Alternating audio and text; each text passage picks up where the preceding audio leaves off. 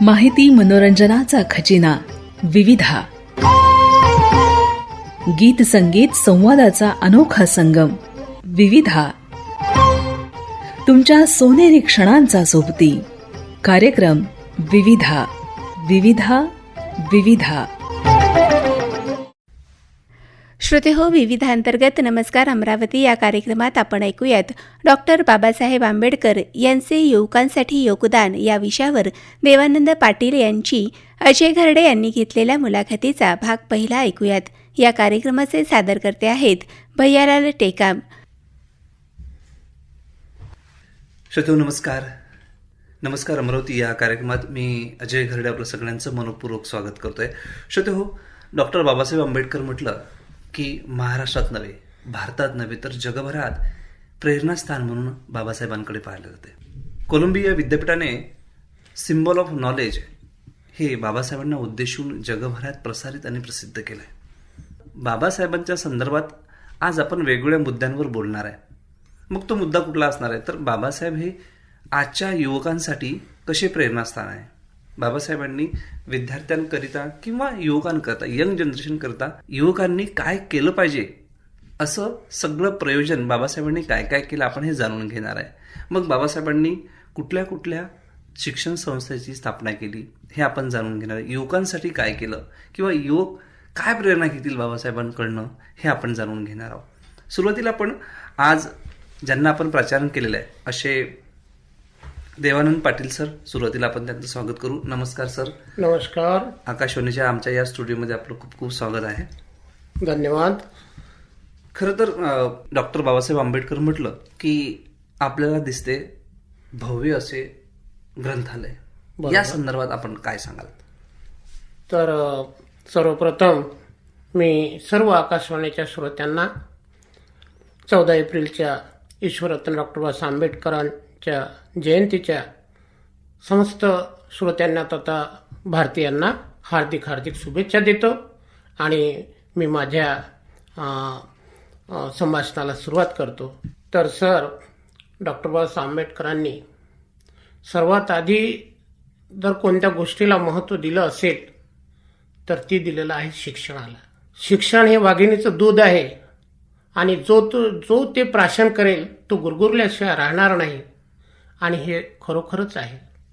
1950ला people education सोसायटीची स्थापना बाबासाहेबांनी केली आणि औरंगाबाद, आताचे संभाजीनगर येथे मिलिंद महाविद्यालय, डॉक्टर बाबासाहेब आंबेडकर महाविद्यालय, विधी महाविद्यालय, अभियांत्रिकी महाविद्यालय नव्हे तर नागसेनवनातील 200 एकरचा परिसर बाबासाहेबांनी सगळी शैक्षणिक नगरी तिथे केलेली आहे. आणि म्हणून युवकांसाठीचं शिक्षणाचं जे दालन आहे, शिक्षणाशिवाय माणसाला तरुणोपाय नाही. कारण डॉक्टर बाबासाहेब म्हणतात, शिकेल तो टिकेल, वाचेल तो जगेल. शिक्षणाशिवाय माणसाची प्रगती होणार नाही हाच हेतू त्यांनी ठरवला आणि युवकांना शिक्षण मिळालं पाहिजे यासाठी अहोरात्र त्यांनी प्रयत्न केलेले आहे. आणि आज जे ह्या 3 पिढ्या बाबासाहेबांच्या नंतर पुढे येत आहेत हे केवळ आणि केवळ बाबासाहेबांची शैक्षणिक जी क्रांती आहे, त्यांनी जे या संस्था निर्माण केलेल्या आहेत तर ते तिथून तयार झालेले हे अनेक लोक, अनेक चळवळीतील लोक तयार झालेले आहेत. एवढंच नव्हे सर, तर शिक्षणापेक्षाही डॉक्टर बाबासाहेब आंबेडकरांनी सर्वात आधी जर कशाला महत्त्व दिलं असेल तर ते चारित्र्याला महत्त्व दिलेलं आहे. डॉक्टर बाबासाहेब आंबेडकर असं म्हणतात की चारित्र्याशिवाय शिक्षण हे फुकाचे आहे. सर्वात आधी तुम्हाला मॉरल राहावे लागेल, चारित्र्य कमावं लागेल आणि नंतर शिकावे लागेल. तर शिक्षण ही अशी गुरुकिल्ली आहे, अशी चाबी आहे की शिक्षणाने या देशातील राजकीय सत्तेचे कुलप उघडू शकतात, प्रशासकीय सत्तेचे कुलप उघडू शकतात. एवढंच नव्हे तर आपली स्वतःची उन्नती होऊ शकते. या निपचित पडलेला, पीडित असलेला समाज, शोषित असलेला समाज, वंचित असलेला समाज, मग सर्व समाज असो, सर्व वर्ग असो, SC, ST, OBC, सर्वच्या सर्व समाजाची जर आपल्याला उन्नती पाहायची असेल तर हे केवळ आणि केवळ शिक्षणामुळे होऊ शकते.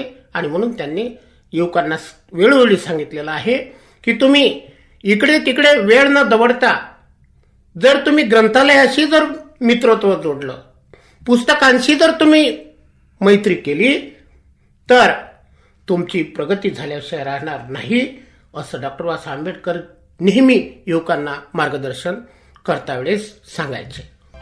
जसं आपल्या बोलण्यात आता होतं, जवळपास 3 किंवा 4 पिढ्या ह्या बाबासाहेबांनी स्थापन केले, जी बरोबर. People's education society. आणि पीपल्स एज्युकेशन सोसायटीने जे कॉलेज निर्माण केले, मग ते कला महाविद्यालय, लॉ कॉलेज असतील, अभियांत्रिकी कॉलेज असेल, लॉ कॉलेज असेल, अशा अनेक त्याच्या ज्या शाखा निर्माण झाल्या. मिलिंद कॉलेज हे त्याचं उत्तम उदाहरण आहे. मराठवाडा नव्हे तर विदर्भ नव्हे तर पूर्ण महाराष्ट्रातील तो विद्यार्थी, तो युवक तिथे जाऊन मोफत शिक्षण घेण्याची मोफत व्यवस्था शिक्षण. बाबासाहेबांनी त्या काळात केली. बरोबर. त्याबद्दल आपण बोललात. खरं तर बाबासाहेबांनी पुस्तकासाठी घरच बांधलं, बरोबर. राहण्यासाठी नव्हे तर पुस्तकांसाठी घर बांधलं. पुस्तकांसाठी राजगृह हे घर त्यांनी दादरला या ठिकाणी त्यांनी बांधलेलं आहे. बरोबर. आणि तिथे सगळे पुस्तकच आपल्याला त्या घरात दिसतात. बरोबर. युवकांसाठी हा सगळ्यात महत्वाचा पहिला आदर्श. बाबासाहेबांकडनं जर कुठलं काही घ्यायचं असेल युवकांनी, तर तो पुस्तकाची मैत्री. आत्ताच आपण असं बोललात. आता दुसरं असं, जेव्हा मिलिंद कॉलेजचं बांधकाम सुरू होतं तेव्हा एक प्रसंग घडला. बरोबर. तो प्रसंग आपण आमच्या श्रोत्यांना सांगावा. नक्कीच सर, की मिलिंद कॉलेजची स्थापना जवळपास झाली होती आणि अशा काळात आपली शिक्षण संस्था कुठपर्यंत पोहोचत आहे, काय काम सुरू आहे, यासाठी वेळेतला वेळ काढून डॉक्टर बाबासाहेब आंबेडकर मुंबईवरून औरंगाबादला संभाजीनगरला यायचे आणि तेथेच शिक्षण झालं पाहिजे विद्यार्थ्यांचं. कारण त्या काळात खाण्यापिण्याचीही तारंबळ होती अनेक लोकांची, आणि म्हणून विद्यार्थ्यांना वसतिगृहाची निर्मिती बाबासाहेबांनी केली होती. मिलिंद वसतिगृहामधील हा प्रसंग आहे की मिलिंद वसतिगृहामध्ये विद्यार्थी फावल्या वेळेमध्ये तिथे गाढव आलेले होते आणि त्या गाढवांची खोड्या युवक करत. हे बाबासाहेबांनी दुरून बघितलं की युवक काय करीत आहेत, हे असा खोडसारपणा का करीत आहेत. आणि ते पाहून बाबासाहेबांना थोडा राग आला की अरे, ज्या शैक्षणिक संस्थेची मी पायाभरणी या युवकांना योग्य दिशा दाखवण्यासाठी केलेली आहे, हे टवाळके करण्यासाठी नाही. आणि म्हणून त्यांनी त्या युवकांना बोलावलं, विद्यार्थ्यांना बोलावलं की इकडे या. बाबासाहेबांचा आदेश म्हणजे आदेश, ते शिस्तीचे होते आणि म्हणून सर्वच्या सर्व विद्यार्थी हजर राहिले. आणि बाबासाहेबांनी म्हटलं की का रे बाबा, काय करत आहात, कोणती कृती करत आहात.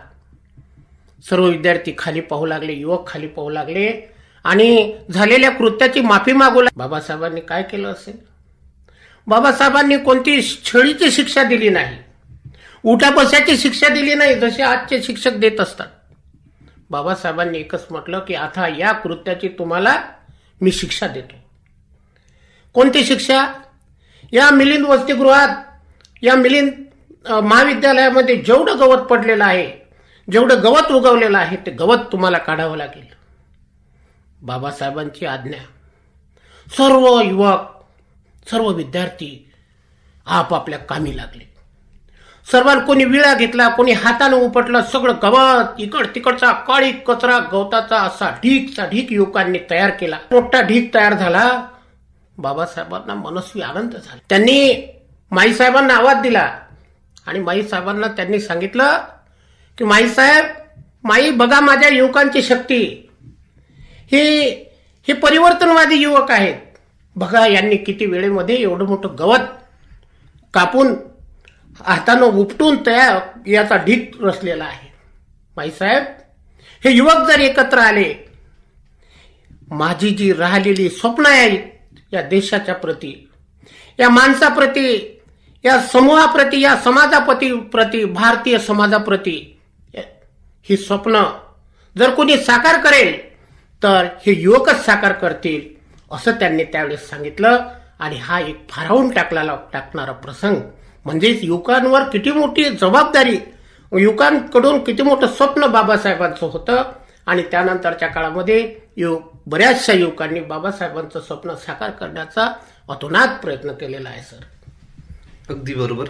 मिलिंद कॉलेज स्थापन करत असताना हा जो प्रसंग आपण सांगितला की युवकांमध्ये एकत्र आल्यानंतर किती त्यामध्ये क्षमता आहे बरं. ही बाबासाहेबांनी ओळखली आणि त्या क्षमतेचंच उदाहरण आपण आता आमच्या श्रोत्याला सांगितलं. बरोबर. मगाशी आपल्या बोलण्यात आलं की जीवन जगत असताना विद्यार्थी असो किंवा युवक असो याचं शील किती महत्वाचं आहे. बरोबर. या संदर्भात बाबासाहेबांनी अनेक ठिकाणी आपल्या भाषणात आपल्या बोलण्यात उल्लेख केलेला आहे. त्याबद्दल आपण बोलावं. सर, डॉक्टर बाबासाहेब आंबेडकर जगातील पहिले विद्वान आहेत. कोलंबिया विद्यापीठामध्ये जेव्हा त्यांनी अभ्यास केला तेव्हा कोलंबिया विद्यापीठाच्या ग्रंथालयामध्ये अजून सुद्धा आवक आणि जावक रजिस्टर आहे. तेव्हा पहिल्यांदा येणारी बाबासाहेब फर्स्ट एंट्री आणि सर्वात शेवटी रात्र झालेली आहे, अंधार पडलेला आहे, तेव्हा सर्वात शेवटी जाणारे विद्यार्थी कोणते? डॉक्टर बाबासाहेब आंबेडकर. एवढं शिक्षणावर त्यांनी प्रेम केलेलं आहे आणि त्याचीच फलश्रुती या जगातले एकमेव विद्वान की ज्यांनी 35,000 ग्रंथाचं वाचन केलेलं आहे, ज्यांच्या ग्रंथालयात 50,000 पुस्तकं आहेत, ग्रंथ आहेत. आणि हे असे विद्वान यांनी चारित्र्याला खूप महत्व दिलेलं आहे. चारित्र्याशिवाय विद्या फुकाची आहे आणि म्हणून तोच धागा पकडून 14 ऑक्टोबर 1956 डॉक्टर बाबासाहेब आंबेडकर बौद्ध धर्माची दीक्षा घेतात. कारण बुद्धाचं तत्वज्ञान सुद्धा नीतीवर आधारलेलं आहे. बुद्ध म्हणजे नीती आणि नीती म्हणजे बुद्ध, धम्म म्हणजे नीती आणि नीती म्हणजे धम्म. आणि म्हणून चारित्रिक ज्या विद्यार्थ्यामध्ये चारित्र्य असेल तोच विद्यार्थी ज्ञानी बनू शकतो. ज्याप्रमाणे मधमाशा आपलं मध जमा करतात, छोटे छोटे तुकडे आणतात ज्ञानाचे आणि एक पोळ तयार होतं, त्याचप्रमाणे विद्यार्थ्यांनी ज्ञानी बनण्यासाठी हे मधासारखे तुकडे तयार करावे, वेगवेगळ्या आयुधाचा वापर करावा आणि एक मोठी शक्ती, ज्ञानाची शक्ती तयार करावी. त्या शक्तीमध्ये युक्ती असावी, युक्तीमध्ये ज्ञान असावं, ज्ञानामध्ये चारित्र्य असावं. चारित्रिक चौकटीशिवाय मॉरल जोपर्यंत माणूस राहणार नाही तोपर्यंत त्याची शिक्षणात प्रगती होणार नाही. या मताचे बाबासाहेब होते. हा संदेश अनेकदा त्यांनी युवकांना मार्गदर्शन करता वेळेस वापरलेला आहे. सर, अगदी बरोबर. श्रोते हो, आपल्यासोबत जे आहेत देवानंद पाटील सर, हे कविता सुद्धा करतात. एक कविता आपण त्यांची या ठिकाणी ऐकणार आहोत.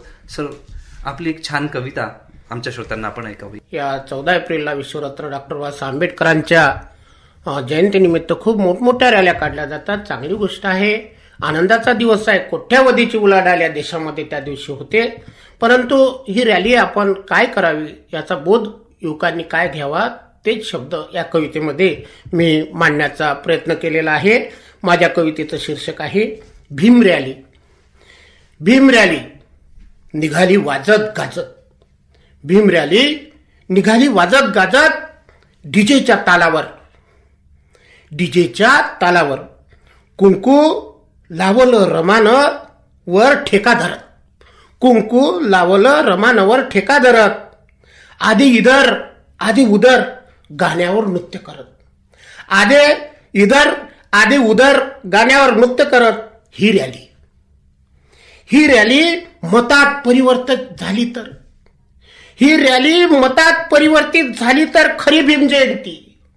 ही रॅली मतात परिवर्तित झाली तर खरी भीम जयंती, नाहीतर आपणच चळवळीचे पनोती, नाहीतर आपणच चळवळीचे पनोती, नाहीतर आपणच चळवळीची पनोती. या शब्दांचा आपण बोध घ्यावा हे आव्हान मी या छोट्याशा कवितेद्वारे करीत आहे. खूप छान अशी कविता आहे. युवकांसाठी खरंच प्रेरणा देणारी कविता आहे की डीजेच्या तालावर न नाचता बाबासाहेबांनी जे मार्ग आपल्याला सांगितले त्या मार्गाचा अवलंब आपल्या जीवनाची प्रगती होईल, अन्यथा आपलं जीवन हे अधोगतीला जाईल असं या ठिकाणी आपल्या कवितेतून मला दिसते आहे. डॉक्टर बाबासाहेब आंबेडकर आणि युवक या संदर्भात आपण चर्चा करतोय. श्रोते हो, आज आपण पहिल्या भागात इथेच थांबूया सर, आणि उद्याच्या भागात श्रोते हो आपण आणखीन पुढे चर्चा करणार आहोत. तुर्तास अजय घरडेला या कार्यक्रमातून द्या रजा. नमस्कार. श्रोते हो, आत्ताच आपण विविधांतर्गत नमस्कार अमरावती या कार्यक्रमात डॉक्टर बाबासाहेब आंबेडकर यांचे युवकांसाठी योगदान या विषयावर देवानंद पाटील यांची अजय घरडे यांनी घेतलेल्या मुलाखतीचा भाग पहिला ऐकलात. याच मुलाखतीचा भाग दुसरा आपण उद्याच्या प्रसारणात ऐकू शकाल. या कार्यक्रमाला निर्मिती सहाय्य अजय गर्डे यांचं तर तांत्रिक सहाय्य गणेश देशमुख यांचं. तर या कार्यक्रमाचे सादरकर्ते होते भैयालाल टेकाम. माहिती मनोरंजनाचा खजिना विविधा. गीत संगीत संवादाचा अनोखा संगम विविधा. तुमच्या सोनेरी क्षणांचा सोबती कार्यक्रम विविधा. विविधा विविधा.